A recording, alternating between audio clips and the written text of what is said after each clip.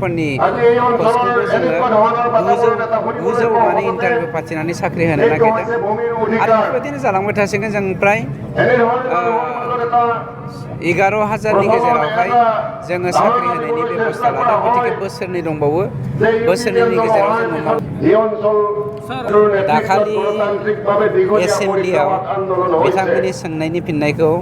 आं डिपार्टमेन्टनि मोजाङैनो फिनखादों जे बिथांमोना कम्पेनसेसन बियो साख्रि होनो हायैनि बाथ्रा बुङो किन्तु जोंनि UPPL दोलोआ मानबिलिक प्रमद बर' बिथांनि दैदेननायाव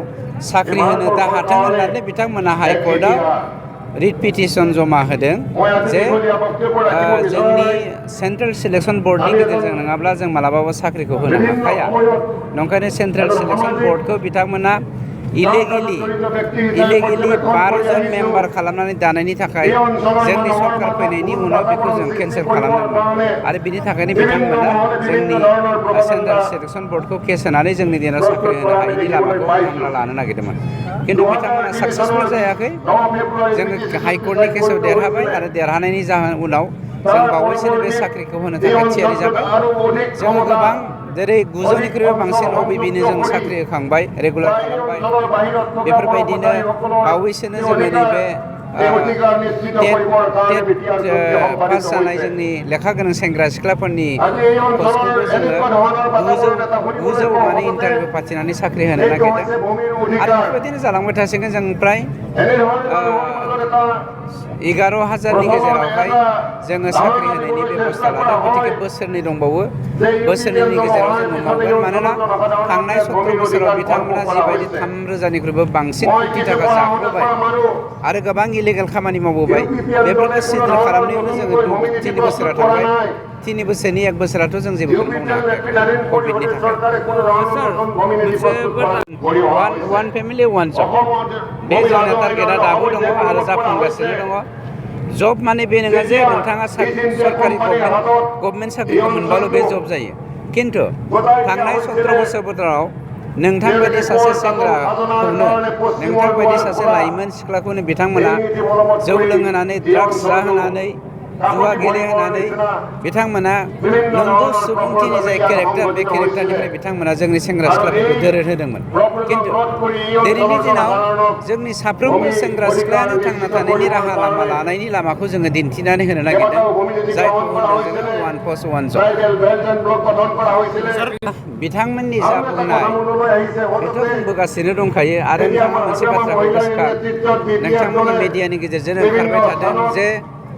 फैगोन 1 तारिखआव हाग्रामाया सरकार दाफिनगोन नेक्स्ट मास मोनथामनि उनाव हाग्रामाया सरकार दाफिनगोन बिदि बुङै बुङै रायजोफोरखौ थगायनानै 3 बोसोर बिथांमोना थगायखाबाय आरो बिथांमोना जे थगायबाय थायो थांनाय 17 बोसोरावबो बिनि प्रमाणखौ दिनै रायजो राजाफ्रा मोनखादों जायनि जाहोनाव थगायसुला हाग्रामानि BPF पार्टि होननानैनो मानसिफ्रा थानो बानानै हाग्रामानि पार्टिखौ मुगैनानै दिनै UPPL दोलोआव जोंनि बे BTR हालामावहाय साफ्रोमबो हारियानो खौसे जानांगौ होननानै दोलै नोगोरै ओंखारबोदों जोङो मोनसे बाथ्राखौ गोसोखां बिथांमोना गावसोरनि पावारखौ जुगामि लाखिनो नागिरनायनि थांखिजोंनो जोंनि गेजेराव सा सोनाब सानजा खोला रानलायनानै जोंनि फिसाफोरखौ जोंनि बिदा फंबायफोरखौ जोंनि हाबाफोरखौ डिभिजनाव दोनदोंमोन जायनि जाहोनाव बिथांमोना जोंखौ देगारजोंबो बिखायाव सुनो हादोंमोन आरो नांगौ जायोबा बिथांमोना बिलेट लाबोदोंमोनबो गतिके बेफोर फाननिफ्राय बेफोर खैसानिफ्राय जोंनि हारिया जोंनि समाजा BTRनि रायजो राजाफ्रा ओंखारबोनो हाबाय बिकल्प मोनसे अल्टारनेटिभ लामा मोनबाय बेवहाय हाग्रामाया जोंनि थाखाय इसु नङा हाग्रामाया दिनै गावनि मानसिखौ थाखा फैसाजों बुरखायना लाखिनो थाखायनो कोटि रांनि हा फानै गावनि पार्टिखौ फोथांनो नाजागासिनो दङ बेहा आरो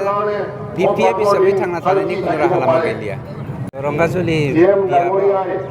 दिनै 700निख्रुइबो बांसिन BPFनि सापर्टारफ्रा UPPL दोलोआव जइन जादों आरो बेफोरबायदि सुबुं आरो ग्रान्ड जयनिं प्रग्रामा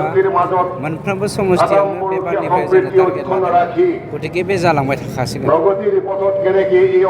बिथांमोननि बुंनाय आरो प्रेक्टिकेल बेजों गोरोबथाय गैया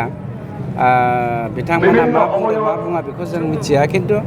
दा जे BPFनिफ्रायनो 700निख्रुइबो बांसिन मानसिया UPPL दोलोआव जइन जाबाय बेनो बिथांमोननि सोंनायनि फिननाय